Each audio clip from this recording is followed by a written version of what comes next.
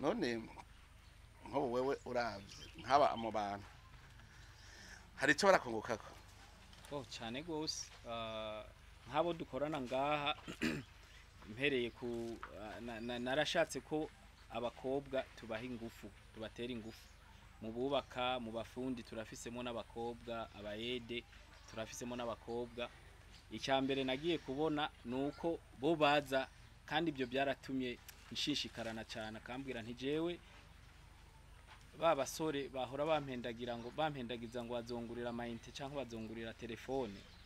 ubu ndashobora kuyigurira naya mayinite ndashobora kuyigurira hari ibitenge ngaha iwacu ugatumba bibiharawe mbe babyita ngo amabaze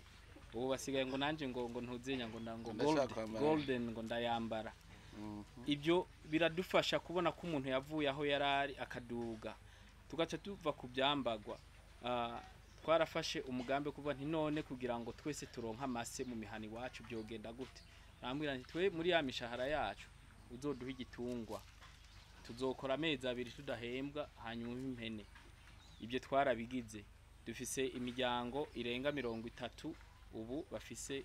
ibitungwa muhiri wabo kandi ugasanga si umubyeyi abifise ariko umwana niwe afise ico gitungwa n'ababyeyi baca baronka umwavu bakaba bafise na kya gitungwa kandi gifise agaciro ibindi nabyo bamaze kunguka ni kwiga kuko tuguma tuvuga nti dukeneye ugwaruka iyi vision ndimwo biri no mu byatumye ntatwara umuzungukazi burya narinzi ko nabaye umuzungu nzotwara umuzungukazi ariko Imana yarangiriye neza benye ne ko yakwigiye kure umugore wawe mupfasi ko amwigiye kure tuvuga nti abantu bige kugira ngo vision yanje ni naba ntakiri mu mubiri bazoyibandanye ubu rero turafise ugwaruka abana barenga 100 tumaze kurungika ku ishuri ngaha hariho abo twarungitse muri Afrika y'Epfo ujya kurikirana iby'amafi yabyigiye muri Afrika y'Epfo je naramurungitse ndavuga ntazokora ibyo wanje ubu ariko akora ama projet y'imiliyoni 150 azikorera abandi bantu hari Bujumbura za Buringa kandi bamuhemba akanoti keza ibyo turabishima gose nukuvuga hariho nabandi rero baza ngaha bakavuga ntoke twabonye ukuntu muri ko muragira intuze murorora amafi canke mugaburira amafi wo ntiza umwana akaza kumfasha hariya akagenda hariya urumva hariho inyungu hariho inyungu irikiraba twaciye mu bihe bigoye umwanya muremure cyane ku buryo n'umuzirikanyi wacu watevye urirabura ahubwo nico gitwara mwenda bashimira kubera nkawe wagiye ufise umwaka umwe ukiyumvira yuko ushobora kugaruka aha ni ikintu gikomeye cyane aha wewe uzotunga ntubone ngo urashaje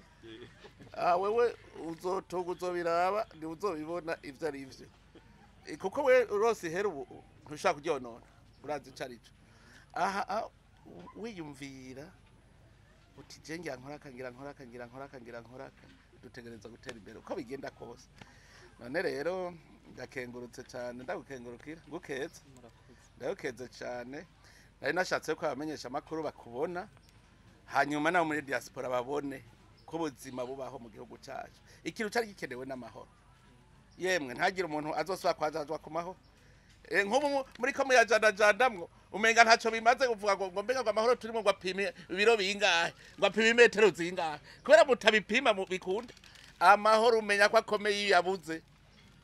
rero nico nabandababwira nture kuri ciza wafashe kukarekura kugira uzosubire kuyashikira ayo mahoro yarekuye murazi gere byagenze kugira tuyashikire nico ituba rero ikikuru na mahoro kubaho umeze neza hanyuma abakozi ba leta rero ababura amatari abantu babonye ko arikuye kubegeranya bari hose no ababura amatari no kurondera abarundi bose bari mu mahanga mu ntara ku ntara hama batangure muza murabereka ivyiza biri mu ntara mubereka hanyuma baze uburundi burashobora kuba Canada uburundi burashobora kuba Korea uburundi burashobora kuba Ubushinwa nta buye riri mu mugongo na cyane ko jewe ngira nti Imana aragabiye abarundi umutima wo gukora nabakozi n'incabwenge none rero tubikomeze kabisa ivyatsi byose bitaribwa tubihindura ibiribwa birashoboka mwarumvise ivyo navuze ingozi uvuze ngo ikreveriyo ngo ntiribwa yishire kwibungo urabe ko ridatonderako none ikreveriyo ntibiriwe irega abantu navyo none ahashize kwa mabungo ntabandanya arima ni ibintu bibaho ntagire umuntu azovuga ngo ndakenye amabungo amahinguriro aguma arondera amabungo ayabura amatunda ngaho urabona uteye amatunda byose bica